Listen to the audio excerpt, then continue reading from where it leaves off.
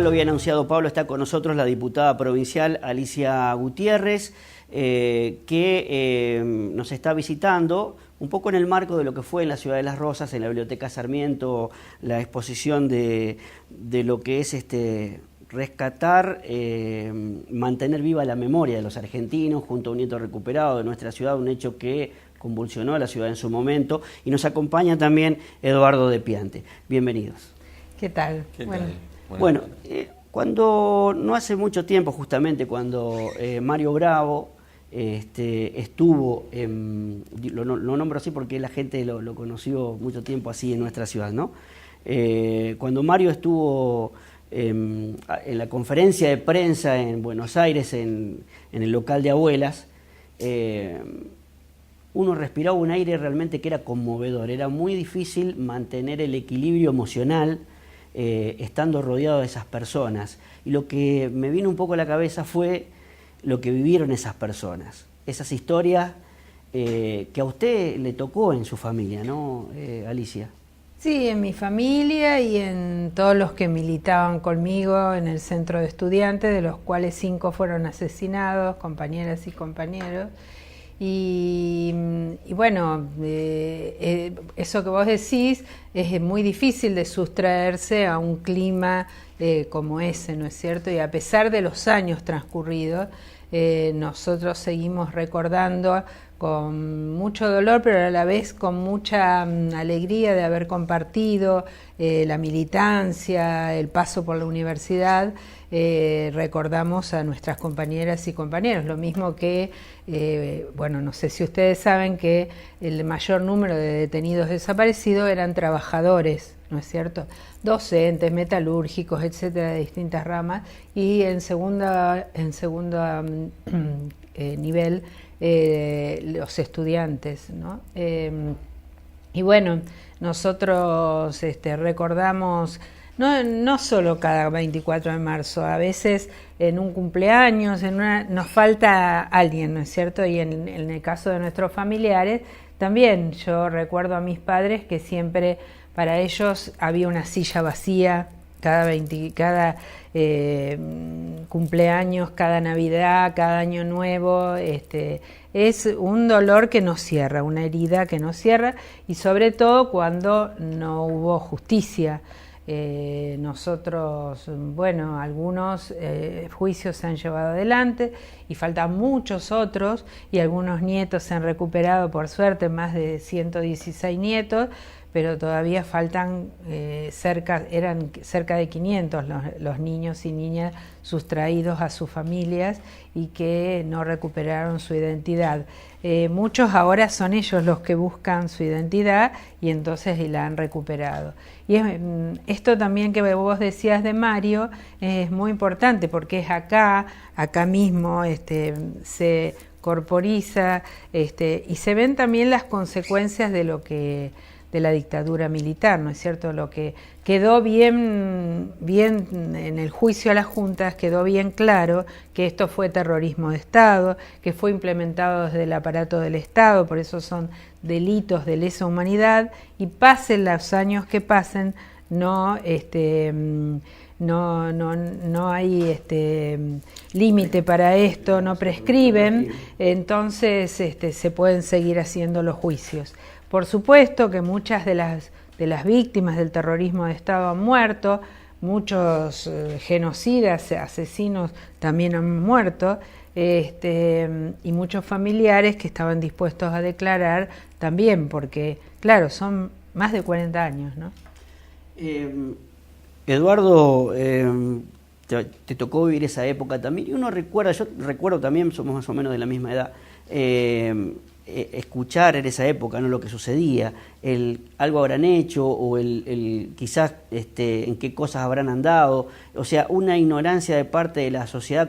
¿Qué recordás de esa época? Sí, no, por supuesto que era así, y un poco las localidades más chicas más pasaba todavía, porque por ahí la presencia de los militares no era frecuente, digamos. Sí recuerdo de veces que han venido a Las Rosas, que han allanado casas, y bueno, de personas que incluso uno decía, ¿qué tiene que ver esta gente con con la guerrilla, con los subversivos, como planteaban en esa época, ¿no?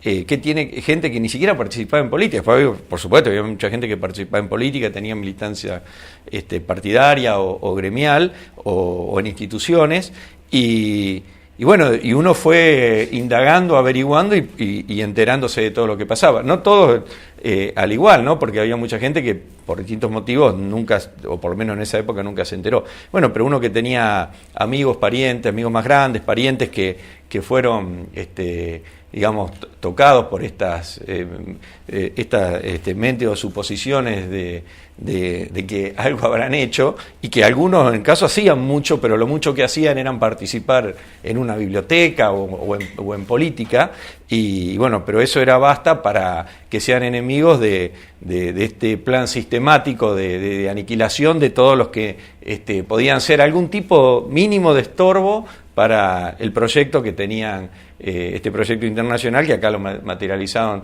los militares, pero también parte de la sociedad civil. Entonces, era necesario para ellos, y obviamente lo hicieron, matar, secuestrar, torturar, hacer que mucha gente se vaya al exilio, desaparecer bebés, e incluso, bueno, apropiación de bienes, y también para parte de los grandes grupos económicos, o de algunos en particular, licuar deudas, bueno, un montón de cosas que representó, porque realmente es muy amplio todo, y bueno, eso uno lo fue viendo, y siempre tuvo una lucha por el retorno a la democracia, porque yo era muy chico todavía, pero después, una vez llegada la democracia, sostenerla, ¿no? Sostener la democracia. Los golpes habían sido en Argentina muy cercanos, y bueno, el miedo un poco de que en cualquier momento hubiese otro golpe. Bueno, por suerte, hoy podemos decir que tenemos muchísimos años de democracia, que la democracia ya se ha afianzado, más allá de lo que han hecho cada gobierno, desde lo de Alfonsín, que fue importantísimo al comienzo, todo lo que fue pasando hasta el día de la fecha, bueno, y haber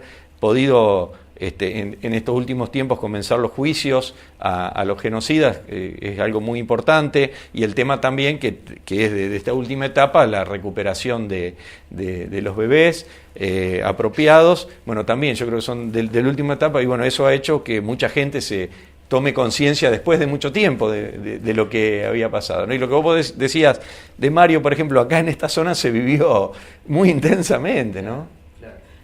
Alicia, hay una lucha que sigue todavía para que no se apaguen las causas, ¿no? Rosario es protagonista también en esto. Bueno, sí, el primer juicio que se realizó en la provincia fue condenado un juez, el juez Brusa, y fue uno de los pocos casos de jueces, creo que hay 2 o 3, no hay muchos, en un poder del Estado que fue realmente partícipe de la dictadura militar, porque la Iglesia, el Poder Judicial fueron partícipes. Y bueno, en la provincia hubo causas muy grandes, importantes, como la causa Guerrieri, donde le tocaba a Fortunato Galtieri, y que como murió no pudo, digamos, ser juzgado, y donde, bueno, Guerrieri, Amelon se llama Guerrieri porque era el segundo, y no nos olvidemos que la sede del segundo cuerpo de ejército está aún hoy en la ciudad de Rosario, y el segundo cuerpo de ejército abarcaba entre Santa Fe, Entre Ríos, Formosa, Chaco, Corrientes y Corrientes. Entonces, realmente era una área muy amplia, y bueno, esta provincia tuvo muchísimas víctimas del terrorismo de Estado, estudiantes, trabajadores, todo comenzó antes de la dictadura en Villa Constitución, cuando bueno, el ejército tomó esa empresa que le pertenecía a Martínez de Hoz y la transformó prácticamente en un campo de concentración, donde allí señalaron a todos los integrantes del gremio, a los delegados, etcétera, y también a militantes religiosos, militantes de organizaciones políticas armadas y no armadas, Y lo que yo digo siempre, para que los jóvenes un poco dimensionen esto, no se podía tener un centro de estudiantes, no se podía hacer política y fueron disueltos los partidos políticos, los congresos, el Congreso de la Nación, las legislaturas provinciales, los consejos municipales y los intendentes lo ponía el interventor militar de la provincia. La mujer siempre ha tenido un papel duro en la sociedad argentina, mucho más en esa época. Usted es impulsora de la ley de paridad. ¿Qué ha cambiado en este terreno, en esta arena política de hoy por hoy, para que la mujer tenga eso que usted está impulsando, esa ley de paridad en las cámaras, por ejemplo, de la provincia? Cambió muchas cosas, pero no de ahora. Ya cuando en los años 70 militábamos en políticas, éramos la misma cantidad de mujeres que de varones. Y en mi facultad, la Facultad de Odontología, había más mujeres estudiantes que varones. Dependía de las carreras, ¿no es cierto? Pero bueno, hay un ejemplo muy claro. En lo que es el Poder Judicial hay más mujeres que varones, pero las mujeres están en la base de la pirámide, no llegan arriba. Porque hay un montón de barreras y hay un techo de cristal que les impide subir. Más allá de que hay mujeres muy capaces, y esas barreras son las que nosotros estamos tratando de eliminar para, en este caso, en el Poder Legislativo, de todos los consejos municipales, etcétera, o sea, que en las listas haya una mujer y un varón, o un varón y una mujer, pero uno y uno. Y lo mismo en las listas de diputados provinciales. No se puede en la de senadores porque es una lista unipersonal. Y también en las comunas. Nosotros estamos trabajando con eso y creemos que además la Constitución, los tratados internacionales que han sido incorporados a la Constitución Nacional van en ese sentido, en el sentido de la equidad entre los géneros, ¿no es cierto? Y nosotros, vamos a seguir trabajando a pesar de los impedimentos que el Senado nos pone o los pretextos que pone para no tratar. El gobernador está decidido, lo envió a extraordinarias y hay una movida muy importante este jueves en la legislatura precisamente para exigir a los senadores que voten la ley de paridad. Resumiendo un poco y volviendo al tema de la memoria, en estas nuevas generaciones, ¿ha visto usted en su visita, en su recorrida por la provincia, un tratamiento en la fase educativa serio de este tema? Sí, cada 24 de marzo está incluido en la currícula eso, con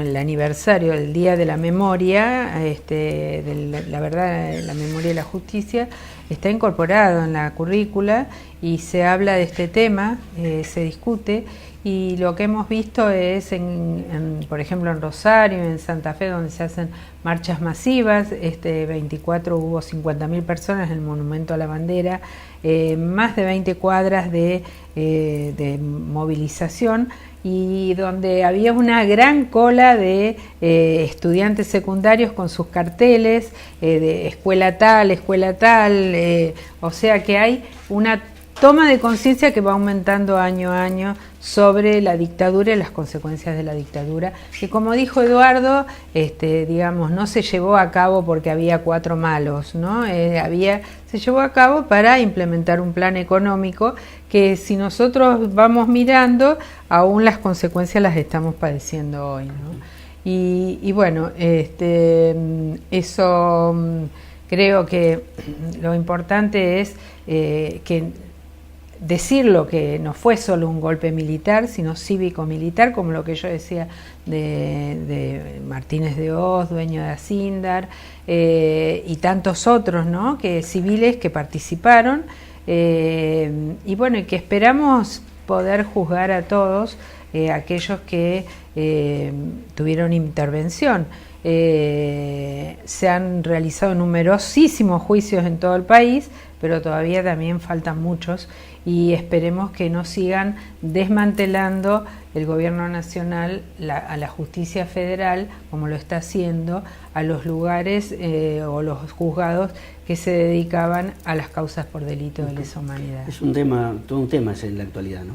Sí, es un tema y muy importante y que al que nosotros estamos poniendo mucha atención porque nos preocupa mucho, porque digamos, lo importante de todo esto es, las heridas se cierran cuando hay justicia, la impunidad no garantiza nada, muy por el contrario. Y tampoco ni los familiares de las víctimas, ni las madres, ni nadie nunca hizo justicia por manos propias, y eso es lo más importante.